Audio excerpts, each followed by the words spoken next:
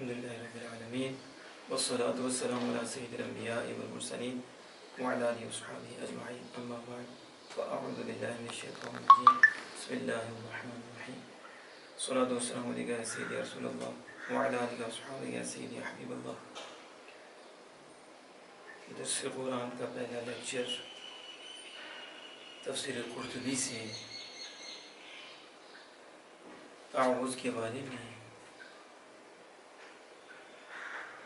کل ہم نے ریکارڈ کرایا تھا. آج انشاءاللہ تعالی تعوذ کے بارے میں، استعاذہ کے بارے میں امام قرطبی علیہ الرحمہ نے جو مزید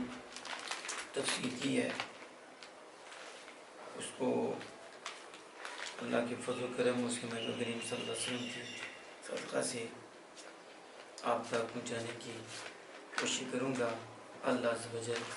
ہمیں اس میں کامران فرمائے، قرآن اور صاحب قرآن سے ہمیں اپنا تعلق مضبوط کرنے کی توفیق عطا فرمائے. پیچھے تو یہ تھا کہ اللہ عز و جل نے قرآن پاک کے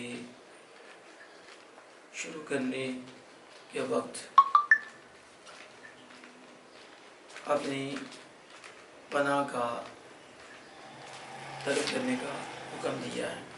کہ مجھ سے پناہ طلب کرو شیطان مردود سے بچنے کے لیے. اس حوالے سے پھر آیت کریمہ پیش کی، پھر بتایا کہ جب دونوں معنی قریب ایک تو یہ کہ ارت القیامہ، یہ کہ قرآن پڑھیں گے تو پھر قرات کریں گے، یعنی ارت ان تقرأ، جب تو قرآن پڑھنے کا ارادہ کرے تو پھر اعوذ باللہ من الشیطان الرجیم پڑھے. اور ساتھ یہ بھی بتایا کہ مضارع کی جگہ ماضی کا استعمال قرآن پاک میں کثیر ہے، اور یہ اسلوب قرآن بھی ہے، اور ظاہر ہے یہ عرب کے اسلوب پر ہے. تو ادیب ادبا ان کا یہ طریق اور یہ ایک اسلوب ہے کہ وہ مضارع کی جگہ ماضی کو استعمال کرتے ہیں. اس پر شاہد کو بھی اور دلیل کو بھی ہم نے پیش کیا، اور بعد نے کہا کہ جب معنی قریب ہوں تو پھر تقدم و تأخر ہوتا ہے کہ جو دونوں معنی قرات اور تعوذ یہ قریب ہوں تو پھر پہلے اس کو مقدم کر دیں، اس کو مؤخر کر دیں. یہ مقدم و مؤخر کرنا بھی جائز ہے، لیکن یہ بات کا قول ہے. پھر اس میں نماز کے علاوہ یہ جو قرات کرنا، یعنی قرات کرنے سے پہلے تعوذ کرنا، تو کہا جمہور کا قول ہے نماز کے علاوہ میں یہ مستحب ہے، اور نماز میں اختلاف کر دیا گیا. تو جو نقاش نے قائد کی اس میں کہ یہ فرض ہے، لیکن جو ہمارے امام اعظم ابو حنیفہ علیہ رحمۃ الرحمن ہیں اور امام شافعی ہیں، وہ پہلی رکعت میں ہی اسے نماز کی پہلی رکعت میں ہی سنت سمجھتے ہیں، اور پہلی رکعت میں ہی یہ تعوذ کو پڑھا جائے گا، اور باقی ساری ہی رکعتوں میں قرات جتنی بھی ہے اسے وہ ایک ہی قرات کی طرح سمجھتے ہیں، یعنی ساری ایک ہی قرات ہے. تو جب قرات شروع کریں گے تو تعوذ پڑھیں گے. اب تیسرا مسئلہ ہے، مسئلہ ثالثہ ہے، اجمع العلماء على ان التعوذ ليس من القرآن ولا آية منه وهو قول القارئ اعوذ بالله من الشيطان الرجيم، وهذا اللفظ والذي عليه الجمهور من العلماء في التعوذ لأنه لفظ كتاب الله تعالى. وروي عن ابن مسعود أنه قال قلت أعوذ بالله السميع العليم من الشيطان الرجيم، فقال للنبي صلى الله عليه وسلم بابن أم عبد اعوذ بالله من الشيطان الرجيم هذا اقرأني جبریل عن اللوح المحفوظ عن القلم. کہتے ہیں کہ علماء نے اس بات پہ اجماع کیا کہ تعوذ قرآن پاک سے نہیں ہے، نہ ہی یہ قرآن پاک کی آیت ہے. یعنی اعوذ باللہ من الشیطان الرجیم یہ نہ تو قرآن پاک سے ہے نہ قرآن پاک کی آیت ہے. اور قاری کا یہ کہنا اعوذ باللہ من الشیطان الرجیم، یعنی قرآن پڑھنے والے کا یہ کہنا اعوذ باللہ من الشیطان الرجیم، یہ وہ لفظ ہے جس پر جمہور علماء ہیں تعوذ کے بارے میں، یعنی تعوذ میں جمہور علماء اسی پر ہیں کہ اعوذ باللہ من الشیطان الرجیم، انہی کلمات کے ذریعے اللہ سے اللہ کی پناہ، اللہ کی حفاظت طلب کی جائے۔ اور اس پہ وہ حضرت ابن مسعود رضی اللہ تعالیٰ عنہ سے ایک روایت لائے، کہا کہ میں نے اعوذ باللہ السمیع العلیم من الشیطان الرجیم میں نے کہا تو مجھے نبی اکرم صلی اللہ علیہ وسلم فرمایا یا ابن ام عبد، اے ابن ام عبد، اعوذ باللہ من الشیطان الرجیم یوں ہی جبریل نے مجھ پہ پڑھا ہے اس سے جو لوح محفوظ سے، تو لوح محفوظ سے جو قلم سے لکھا گیا اس سے جبریل نے مجھ پہ اعوذ باللہ من الشیطان الرجیم پڑھا ہے، اور اس کی سند میں کلام ہے۔ الرابعۃ، چوتھا مسئلہ، روا ابو داؤد و ابن ماجہ فی سننہما عن جبیر بن مطعم انہ رأى رسول اللہ صلی اللہ علیہ وسلم یصلی صلاۃ فقال عمرو لا ادری ای صلاۃ ہی۔ حضرت ابو داؤد نے روایت کیا اور ابن ماجہ نے بھی اپنی سنن میں ان کو روایت کیا تھا جبیر بن مطعم سے، انہوں نے کہا کہ انہوں نے رسول اللہ صلی اللہ علیہ وسلم کو نماز پڑھتے ہوئے دیکھا، میں نے کہا کہ وہ میں نہیں جانتا وہ کون سی نماز تھی، میں نہیں جانتا وہ کیا نماز ہے، تو اس نے کہا کہ اللہ اکبر کبیرہ، اللہ اکبر کبیرہ 3 مرتبہ، الحمدللہ کثیرہ، الحمدللہ کثیرہ 3 مرتبہ، وسبحان اللہ بکرۃ وصیلا ثلاثا 3 مرتبہ، اعوذ باللہ من الشیطان الرجیم من نفخہ ونفثہ وہمزہ۔ قال عمرو، تو زمن نے کہا ہمزہ وہ کیا ہے؟ المعونہ ونفثہ الشعر ونفخہ الکبر۔ قال ابن ماجہ، اور ابن ماجہ نے کہا المعونۃ یعنی الجنون، معونت جنون ہے، یعنی جنون سے میں اللہ کی بنا لیا، اور وہ نفس یہ نفخ الرجل من فیہ من غیر ان یخرج ریقہ، یعنی مرد کا منہ سے پھونکنا جو تھوک کے بغیر نکلے، یعنی وہ پھونک جس میں تھوک کی آمیزش نہ ہو اسے نفس کہتے ہیں۔ والکبر، اور کبر ہے۔ رواہ ابو داؤد ابی سعید الخدری، اور ابو داؤد نے حضرت ابو سعید خدری رضی اللہ عنہ سے روایت کیا کان رسول اللہ صلی اللہ علیہ وسلم اذا قام من اللیل کبر ثم یقول سبحانک اللہم وبحمدک تبارک اسمک وتعالی جدک ولا الہ غیرک ثم یقول لا الہ الا اللہ ثلاثا ثم یقول اللہ اکبر کبیرا ثلاثا اعوذ باللہ السمیع العلیم من الشیطان الرجیم من حمزہ ونفخہ ونفثہ ثم یقرأ۔ رسول اللہ صلی اللہ علیہ وسلم جب رات کو قیام کرتے تھے تو تکبیر کرتے، پھر فرماتے سبحانک اللہم وبحمدک تبارک اسمک وتعالی جدک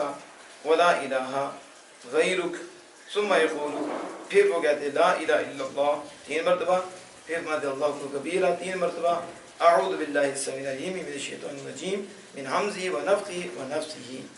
پھر پڑھتے، پھر قرات کرتے۔ یہ ہم نے کچھ جو امام قرطبی علیہ الرحمہ نے ذکر کیا اس کو واضح کیا، اس میں اس چیز کو ذہن میں رکھیں کہ اعوذ باللہ من الشیطان الرجیم یہ جو الفاظ ہیں اسی پر جمہور ہیں اور یہ قرآن کے مطابق قریب ہیں، تو ان کو ذکر کیا جائے۔ لیکن آگے جو اللہ اکبر کبیرہ اور اس میں جو اعوذ باللہ من الشیطان الرجیم، یہ فرض نماز کی بات نہیں ہو رہی کہ فرض نماز میں یہ انشاءاللہ تعالی جب ہم دیگر تفاسیر کو کوٹ کریں گے پھر اس میں ہم ایک خلاصہ دیں گے کہ سنت کیا ہے، فرض میں سنت کیا ہے، پھر دیگر نمازوں میں نوافل جو نمازی ہیں، زائد نمازی ہیں، ان میں کیا کیا ذکر کر سکتے ہیں، کیونکہ ان میں فرق ہے کہ فرض میں بعض چیزیں ہیں کہ جو سنت ہیں یا مستحب ہیں اور اس سے زیادہ نہیں کر سکتے، یعنی مطلب کہ وہ سنت نہیں ہوگی، سنت سے زائد عمل ہو جائے گا، لیکن نفل میں وہ کام سنت ہوگا، تو انشاءاللہ تعالی ہم اس کو بھی ہائی لائٹ کریں گے۔ اللہ جل وعلا سے دعا ہے ہم سب کو قرآن اور سابق قرآن کے ساتھ اپنا تعلق مضبوط کرنے کی توفیق عطا فرمائے۔ والصلاة والسلام على سيد الأنبياء والمرسلين وعلى آله وصحبه أجمعين، أما بعد فأعوذ بالله من الشيطان الرجيم، بسم الله الرحمن الرحيم، الصلاة والسلام عليك يا سيدي يا رسول الله وعلى آله وصحبه يا سيدي يا حبيب الله، تفسیر قرطبی کے حوالے سے ہم درس دے رہے ہیں۔ اللہ جل وعلا اس پہ نور پیدا فرمائے، حق گویا کی توفیق عطا فرمائے، سننے اور آگے پہنچانے والوں کو دور جہاں کی خوشیاں اور اس پہ ہمیں عمل کی توفیق بھی عطا فرمائے۔ امام قرطبی علیہ الرحمہ تعوذ کی فضیلت میں لکھتی ہیں، روا مسلم عن سلیمان بن سرد علیہ رحمۃ الرحمن، کہا کہ استب رجلان عند النبی صلی اللہ علیہ وسلم، اللہ جل وعلا صحیح واضح کرنے کی توفیق عطا فرمائے اور اپنے محبوب کریم صلی اللہ تعالی علیہ وآلہ وسلم کے راستے پر کامل چلنے کی توفیق عطا فرمائے۔ حضرت امام بصیری علیہ رحمۃ الرحمن ایک اس محفوظ انداز میں کہا،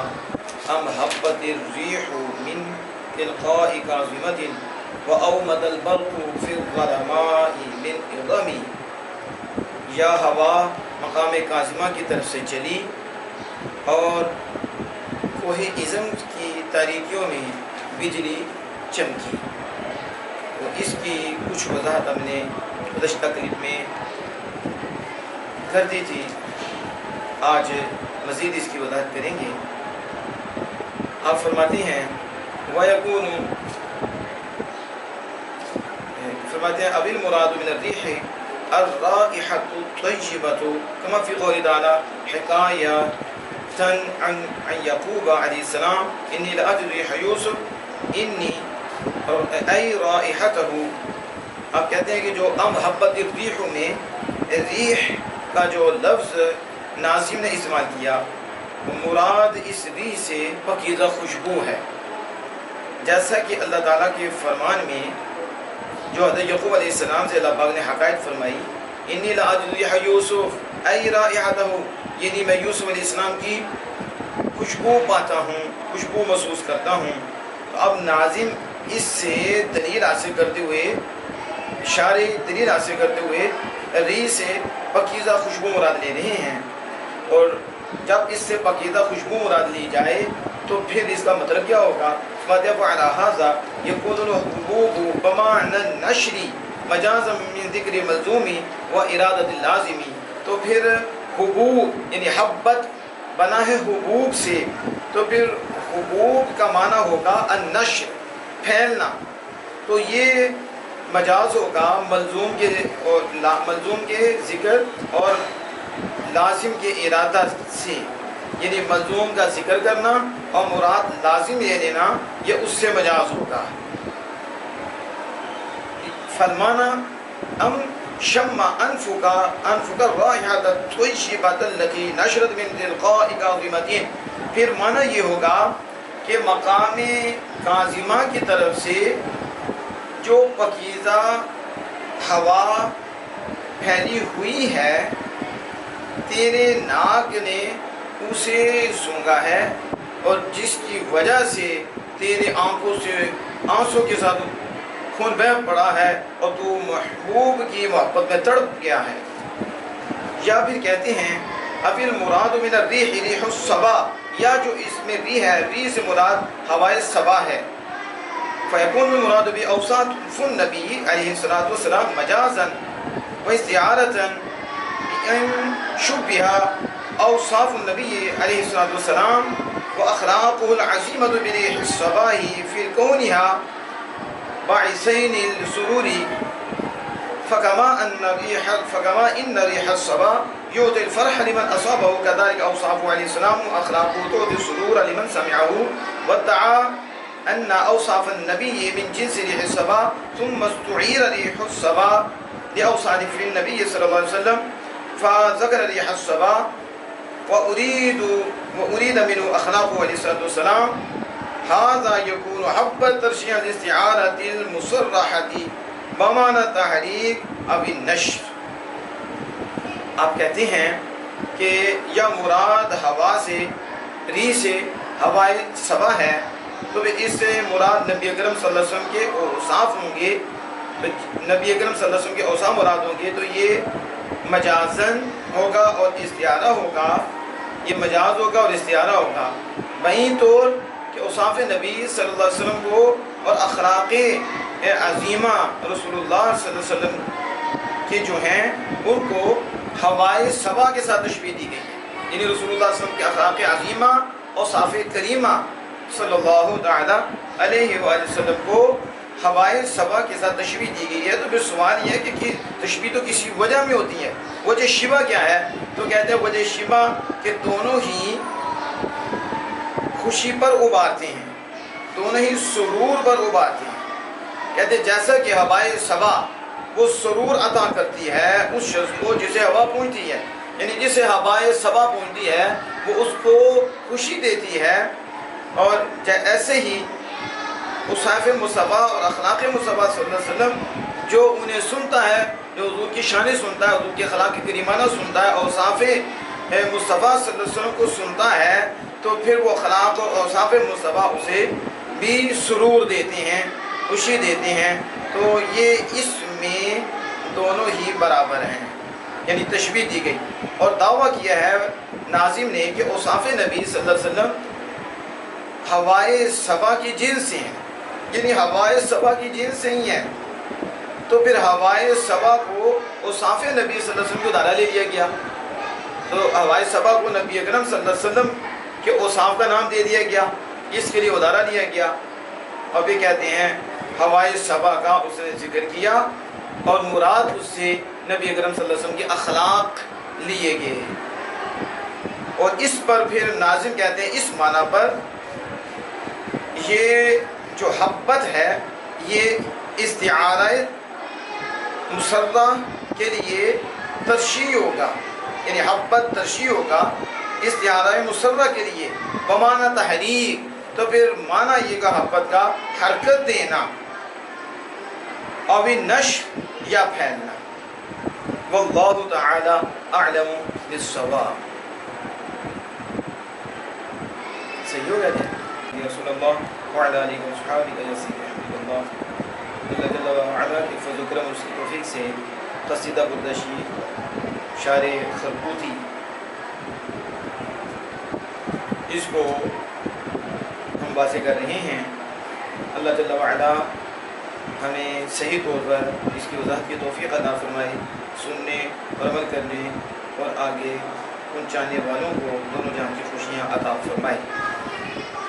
امام بصیری علیہ رحمۃ الرحمن نے کہا امحبت الریح من تلقاء کاظمۃ او مد البرق فی الظلماء من حطامی۔ تو آج او مدہ و او مدہ پہ جو ناظم نے کہا اور شاعر نے اس کی شرح کی ہے اس کی ہم وضاحت کریں گے۔ کہتے ہیں او مدہ اما علی حقیقتہ، یہ جو والواو فی او مدہ، یہ او و او مدہ میں جو واو ہے یا تو یہ حقیقت پر ہے، حقیقت پر ہے، یعنی للجمع، تو واو حقیقت پر ہوتی ہے، واو جمع کے لیے ہوتی ہے۔ آپ سمجھیں کہ جو بچے اور طلبہ پڑھے ہوئے ہیں وہ جانتے ہیں کہ واو مطلق جمع کے لیے آتی ہے۔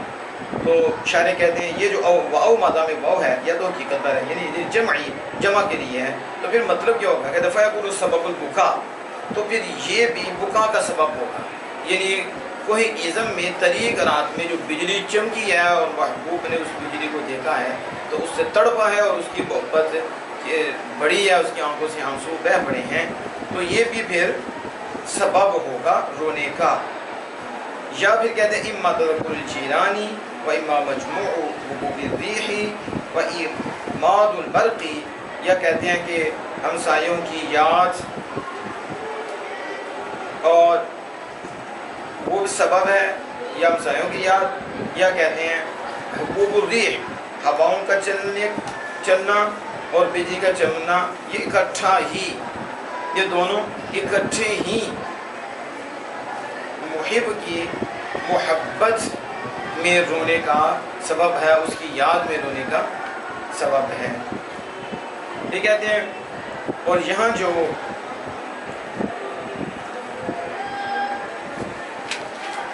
وَأَوْمَدَ الْبَرْقُ فِي الظَّلَمَاءِ مِنْ عِظَامِ، اس کے حوالے سے آپ بات کرتے ہوئے آپ کہتے ہیں اما بمانا او،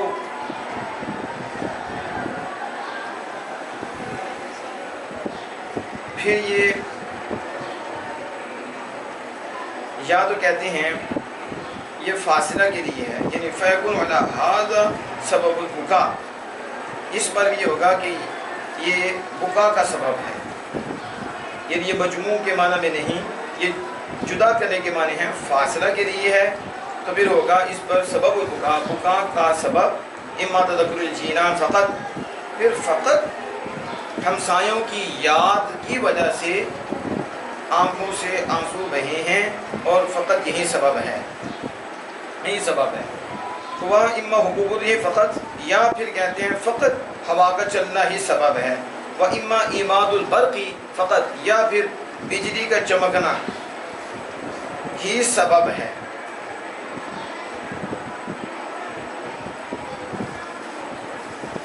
تو پیچھے انہوں نے بات کی کہ اما بمانا او، یہ واو بمانا او ان فاصلہ، یعنی کہ یہ جدا کرنے والی ہو تو پھر معنی یہ ہوگا اس پر کہ بکا کا سبب فقط ہمسایوں کا کی یاد میں، یا فقط ہواؤں کا چلنا سبب ہوگا، یا فقط بجلی کا چمکنا سبب ہوگا۔ وہ بھی کہتے ہیں وَتَكُونُ نُقْطَةُ الْمَجَازِ أي تعبیر بالواو دون او للإشارة إلى أن الترديدات الثلاثة مانع الخروف أي سبب البكاء لا يخلو من هذه الأمور الثلاثة بل يجوز جمعها، ثم إن كلا من هبت الريح أو وأومد البرق في ذاب المصدر معطوف على تذكر أي حبوب الريح۔ کہتے ہیں کہ یہاں جو شارع نے واو کے ساتھ تعبیر کیا ہے تو یہ مجاز کا نقطہ ہے، مجاز کا نقطہ یعنی واو کے ساتھ تعبیر کرنا، نہ کہ او کے ساتھ۔ و او مدد، جیسے پیچھے کا ام وہ آگے او نہیں ذکر کیا بلکہ واو ذکر کیا، تو واو کے ساتھ تعبیر کرنا یہ مجاز کے لیے نقطہ ہے۔ وہ کیا کہتے ہیں اشارہ اس طرف اشارہ کرنے کے لیے ہے کہ تردیدات تین ہیں، تین تردیدات ہیں، وہ تینوں تردیدات مانع الخروف ہیں، یعنی رونے کا سبب ان تینوں اموروں میں سے کسی ایک سے خالی نہیں ہے، بلکہ جمی ہی جائز ہے، جمع ہی جائز ہے، یعنی تینوں سے ہی جائز ہے، ان تینوں اموروں سے خالی نہیں، یہ وجہ ہو سکتی ہے، یہ وجہ ہو سکتی ہے، یہ وجہ ہو سکتی ہے، بلکہ کہتے ہیں یجوز جمعہ، ان کا اکٹھا ہونا ہی جائز ہے کہ تینوں وجہ ہو سکتی ہیں، یعنی ہمسائے کی یاد بھی آئی، ہوا بھی کوئی ازم سے چلی اور وہ مقام کاظمہ سے چلی اور کوئی ازم سے طریق رب بجلی چمکی، تو تینوں ہی سبب ہو سکتی ہیں۔ پھر کہتے ہیں کہ حبت الریح میں سے اور او امدل برق میں سے ہر ایک مصدر کی تعبیر میں ہے، یعنی پیچھے تھا تذکر تو مصدر ہے، تو اب اس مصدر پر جملے کا عطف کیسے ہوگا؟ تو کہتے ہیں یہ جو حبت الریح ہے او مدل برق ہے، یہ مصدر کی تعبیر میں معطوف ہوگا علی تذکرین، تذکر پر، کیا مطلب؟ ای حبوب الریح و ایماد البرق، تو اس کا عطف اب تذکر پر ہو جائے گا، حبوب الریح و ایماد البرق، و اومد ماد من الایماد، کہتے ہیں یہ جو او مادہ ہے یہ ایماد سے ماضی کا صیغہ ہے، اور وہ اللمعان و ظہور، اس کا مطلب چمکنا ہے، ظاہر ہونا ہے، والبرق بالرفع فاعل، اور یہاں جو برق ہے یہ رفع کے ساتھ یہ او مادہ کا فاعل ہے، فاعل او مادہ، وفی الظلماء، اور فی الظلماء میں فی کا متعلق ہونا ہے، کہتا ہے متعلق بی او مادہ، اور فی الظلماء میں او مادہ کے ساتھ فی متعلق ہے اور او مادہ اس کا متعلق ہے، والظلماء صفت موصوفها محذوف، اور ظلماء صفت ہے موصوف و محذوفت محذوف، اور اس کا موصوف محذوف ہے، وہ کیا ہے؟ اجل لیلۃ الظلماء، لیلہ موصوف ہے اور ظلماء اس کی صفت ہے اور لیلہ یہاں محذوف ہے، وہی مؤنث اظلم، اور یہ اظلم کی مؤنث ہے، وَلَمْعَانُ الْبَرْقِ فِي اللَّيْلَةِ الظَّلَمَاءِ، اور بجلی کا چمکنا طریق رات میں، ماذا اما علی حقیقتی، یا اپنی حقیقت پر ہے. کیوں؟ لِأَنَّهُ إِذَا لَمَعَ الْبَرْقُ فِي جَانِبِ الْمَعْشُوقِ بِنُورِ ذَلِكَ الْجَانِبِ وَيُورِثُ دَهْشَةً لِلْعَاشِقِ، کہتے ہیں اس لیے کہ جب بجلی معشوق کے طرف میں چمکے تو وہ اس جانب کو روشن کر دیتی ہے. جب بجلی معشوق کی جانب میں جب چمکے گی اور چمکتی ہے تو پھر اس جانب کو روشن کر دیتی ہے، محبوب کی جانب کو روشن کر دیتی ہے، اور عاشق کے لیے دہشت کو پیدا کر دیتی ہے. یا کہتے ہیں اب المراد من لیلۃ الظلماء، یا پھر لیلۃ الظلماء طریق رات سے مراد بدایت العشق، عشق کی ابتدا ہے، عشق کی ابتدا کے ساتھ ہے، اور اس کا اول مجاز ہے، و استعارۃ، اور استعارہ ہے.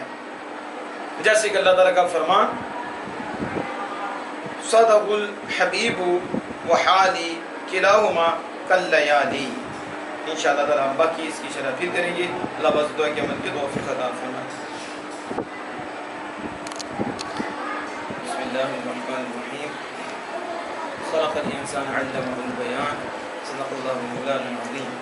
الصلاۃ والسلام علیہ سیدی رسول اللہ وعلی آلہ وصحبہ سیدی اللہ. اللہ جل وعلا کے فضل و کرم سے آج ہم تفسیر روح البیان سے اعوذ باللہ من الشیطان الرجیم کی جو تفسیر ہے اس کی ترجمانی کریں گے اور اس کی وضاحت کریں گے. اللہ جل وعلا سے دعا ہے کہ ہمیں حق بیان کرنے کی توفیق عطا فرمائے، اور قرآن کے نور سے ہمارے قلوب و اذہان کو منور و روشن فرمائے. آل حق، آل سنت جماعت کے ہر فرد کو قرآن پاک سے اپنا تعلق مضبوط کرنے کی توفیق عطا فرمائے. صاحب قرآن پاک سے سچی پکی محبت نصیب فرمائے، اور ہمیں اس راہ کا مسافر بنائے. اللہ جل فرماتا ہے فَإِذَا قَرَأْتَ الْقُرْآنَ فَاسْتَعِذْ بِاللَّهِ مِنَ الشَّيْطَانِ الرَّجِيمِ. اس کے تحت تفسیر روح البیان والے کہتے ہیں اعوذ باللہ من الشیطان الرجیم اعلم ان الحکمت فی التعوذ الاستئذان وقرع الباب لأن من اتى بابا ملک من الملوک لا يدخل الا بإذنه كذلك من اراد قراءة القرآن انما يريد الدخول في المناجات مع الحبیب فيحتاج الى طهارة اللسان لأنه قد تنجس بفضول الكلام بالبهتان فيطهر بالتعوذ. اب تعوذ میں حکمت کیا ہے اس کو جان. یعنی اللہ پاک نے جو حکم فرمایا کہ جب تم قرآن پڑھنے کا ارادہ کرو تو مجھ سے پناہ طلب کرو، حفاظت طلب کرو شیطان مردود سے. تو اس کی حکمت کیا ہے؟ کہتے ہیں اس کی حکمت اجازت طلب کرنا ہے اور دروازے کو کھٹکھٹانا ہے. کیوں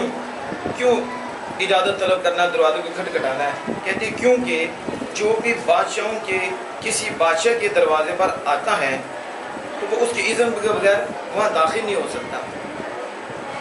تو یوں ہی جو قرآن پاک پڑھنے کا ارادہ کرے تو حبیب کے ساتھ گفتگو کرنے میں وہ داخل ہونے کا ارادہ کرتا ہے. یعنی وہ چاہتا ہے کہ میں محبوب کے ساتھ گفتگو کروں اور سرگوشی کروں. تو پھر وہ زبان کی طہارت کی طرف محتاج ہوتا ہے کہ زبان پاکیزہ ہو جائے، کیونکہ اس کی زبان فضول کلام اور بہتان کے ساتھ ناپاک ہو چکی ہے. تو پھر وہ کہتا ہے اعوذ باللہ من الشیطان الرجیم. تو جب اعوذ باللہ من الشیطان الرجیم پڑھتا ہے تو پھر وہ اپنی زبان کو طہارت دے لیتا ہے، پھر وہ اپنی زبان کو پاکیزہ کر لیتا ہے. اور آپ فرماتے ہیں قال اہل المعرفۃ هذه الکلمۃ وسیلۃ المتقربین و اعتصام الخائفین وعذاب المجرمین ورجع الحالکین ومباسطۃ المحبین وامتثال قول رب العالمین فی سورۃ النحل. کہتے ہیں اہل معرفت نے کہا یہ کلمہ متقربین کا وسیلہ ہے اور خائفین کی مضبوطی سے تھامنے کا وسیلہ ہے، اور مجرمین کے عتابوں کا وسیلہ ہے، اور حالقین کی رجوع کا وسیلہ ہے، اور محبین کی کشادگی کا وسیلہ ہے، اور یہ رب العالمین کے فرمان کی فرما برداری بھی ہے جو سورۃ النحل میں ہے، فَإِذَا قَرَأْتَ الْقُرْآنَ فَاسْتَعِذْ بِاللَّهِ مِنَ الشَّيْطَانِ الرَّجِيمِ۔ جب تم قرآن پڑھنے کا ارادہ کرو تو پھر اللہ کی حفاظت مانگو شیطان مردود سے۔ آپ کہتے ہیں فَالْإِسْتِعَاذَةُ مُقَدَّمَةٌ عَلَى الْقِرَاءَةِ عِنْدَ عَامَّةِ الْمُسْلِمِينَ۔ استعاذہ جو ہے یہ عام مسلمانوں کے نزدیک قرات پر مقدم ہے، کیونکہ اس میں بھی اختلاف ہے کہ قرات کرنے کے بعد تعوذ پڑھنا ہے، تو یہ بتا رہے ہیں کہ عام مسلمین کے نزدیک یہ پہلے استعاذہ کرنا ہے اللہ سے، اللہ کی پناہ مانگنی ہے، شیطان مردود سے بھی قرات کرنی ہے۔ اور وقولہم الجزاء متأخر عن الشرط، تو یہاں جو جزا ہے یہ شرط سے مؤخر ہے، یعنی جزا شرط سے مؤخر ہے کہ جب تم قرآن پڑھو تو اللہ کی پناہ حاصل کرو، تو یہ جب قرات کرو یہ تو شرط ہے، تو کہتے ہیں جزا مؤخر ہے شرط سے، فیلزم لازم آئے گا کہ یؤخر الاستعاذۃ، تو استعاذہ کو مؤخر کیا جائے، کیونکہ جزا جو ہے یہ مؤخر ہی ہوتی ہے، تو قاعدہ یہ شرط پہلے ہے جزا مؤخر ہے، تو پھر جو جزا ہے وہ استعاذہ ہے، تو استعاذہ کو مؤخر کیا جائے، تو کہتے ہیں لازم آتا ہے کہ استعاذہ کو مؤخر کیا جائے، تو ہم کہیں گے المعنی اذا اردت القراءۃ، تو معنی یہ ہوگا کہ جب تم قرات کا ارادہ کرنا چاہو، تو پھر یہ جو ہم تعبیر کر رہے ہیں وہ تعبیر شایع، یہ تعبیر عام ہے، جاری مجرى الحقیقت العرفیہ، اور یہ حقیقت عرفیہ کی جگہ جاری ہے، جیسے میں نے پہلے بھی تفسیر قرطبی میں بتایا کہ یہ عام ہے، اور یہ جو اصول عربیہ ہیں اس میں عام ہے، جاری ہے، حقیقت عرفیہ کی جگہ جاری ہے، یعنی مضارع کی جگہ ماضی کو ذکر کرنا۔ پھر کہتے ہیں ثم المختار قول الجمہوری، پھر مختار جو جمہور کا قول ہے وہ وہی ہے اعوذ باللہ من الشیطان الرجیم، کہ یہ الفاظ ادا کرے، ان الفاظ سے تعوذ کرے، استعاذہ کرے، اعوذ باللہ من الشیطان الرجیم، اور یہی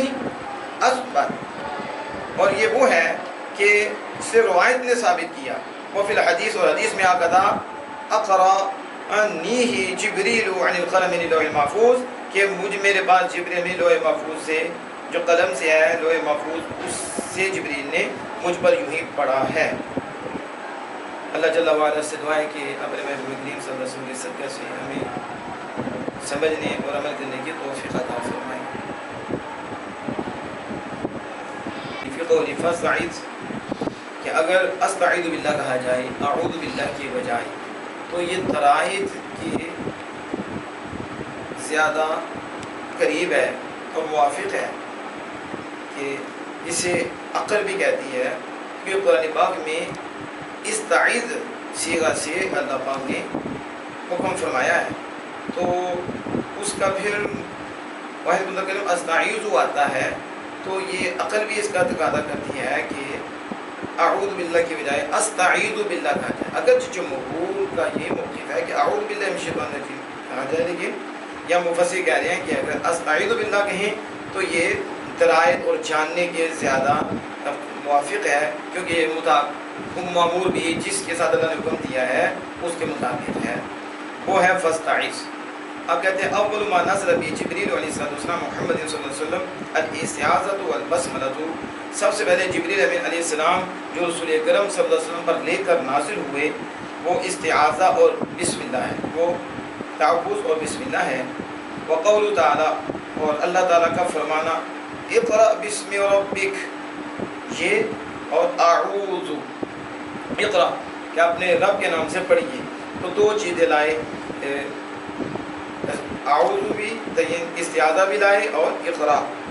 یہ بھی بسم اللہ بھی لائے۔ آگے شاعر کہتے ہیں اعوذ بمعنی التاجیو، یعنی اعوذ کا معنی کیا ہے؟ کہتے ہیں التاجیو پناہ می خواہم، میں پناہ چاہتا ہوں،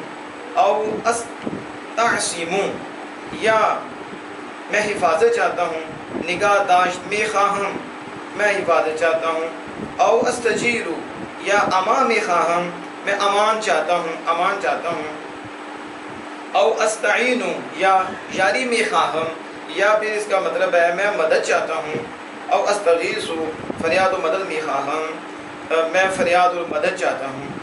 اور اعوذ والعیاذ، اب بتاتے ہیں یہ جو اعوذ سے بنا ہے اعوذ، تو اعوذ اور اعیاذ مصدران، دونوں مصدر ہیں، کل لوز والیاز، دلیل دے رہے ہیں جیسے لوزن اور لیازن ہے، اسی کے وزن پر اعوذ اور اعیاذ دونوں مصدر ہیں۔ اور جیسے والصوم والصیام، جیسے صوم اور صیام دو مصدر ہیں، اسی طرح اعوذ اور اعیاذ بھی دو مصدر ہیں۔ وقول القائل، اور کہتے ہیں کہنے والے کا یہ قول، اعوذ اخبار عن فعلہ، یہ جو اعوذ ہے، آپ تو پناہ طلب کر رہی ہیں، تو کہتے ہیں یہ جو اعوذ ہے یہ تو اس کے فعل کی خبر دینا ہے، یعنی فعل کے متعلق خبر دینا ہے، تو یہ جملہ فعلیہ خبریہ ہوگا۔ تو وہ پھر تقدیر، پھر تقدیر میں سوال اللہ من فضلہ، اللہ کے فضل سے سوال کرنا ہے، یہ تقدیری عبارت میں ہوگا کہ اللہ عز و جل کے فضل سے سوال کرنا ہے، یعنی اعذنی یا ربی، اے مالک مجھے پناہ دے دے، اے مالک مجھے پناہ دے دے۔ تو کہتے ہیں وفی العدول الی اللفظ الخبری، تو لفظ خبر کی طرف عدول کرنے میں کیا فائدہ ہے؟ کہتے ہیں فائدہ تو تفعل بالوقوع، یعنی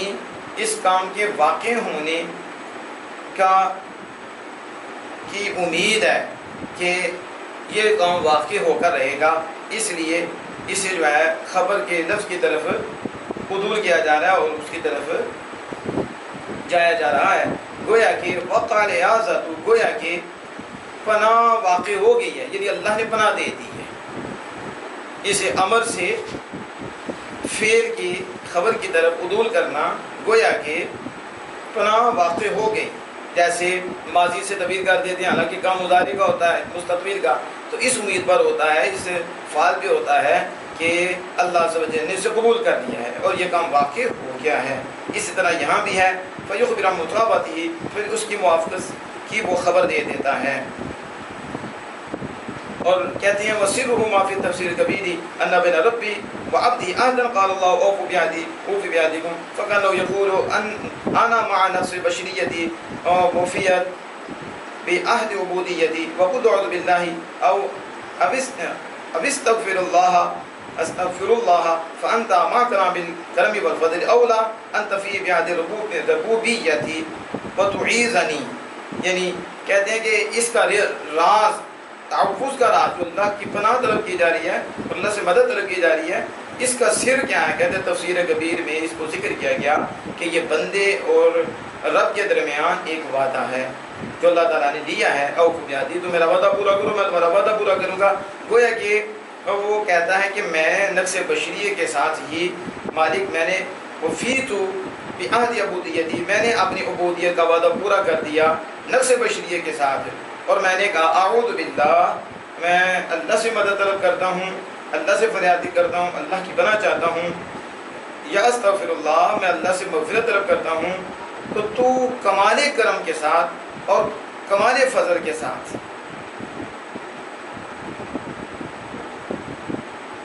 تو ربوبیت کے عہد کو پورا کر دے، جو تیرا کمال کرم ہے تو اس کے ساتھ ہے، کمال فضل کے ساتھ ہے، تو پھر زیادہ ہو رہا ہے کہ میں ناقص ہو کر میں نے تیرا وعدہ پورا کر دیا، تو کمال کرم کے ساتھ ہے، تو کمال فضل کے ساتھ ہے، تو پھر تو اولا ہے کہ تو اب ربوبیت کے وعدے کے ساتھ پورا کر دے کہ میں بھی تمہارے وعدے کو پورا کروں گا۔ وَتُعِيذُنِي، تو تم میری مدد فرما دے اور تو مجھے پناہ دے دے۔ واللہ تعالی عالم بالصواب۔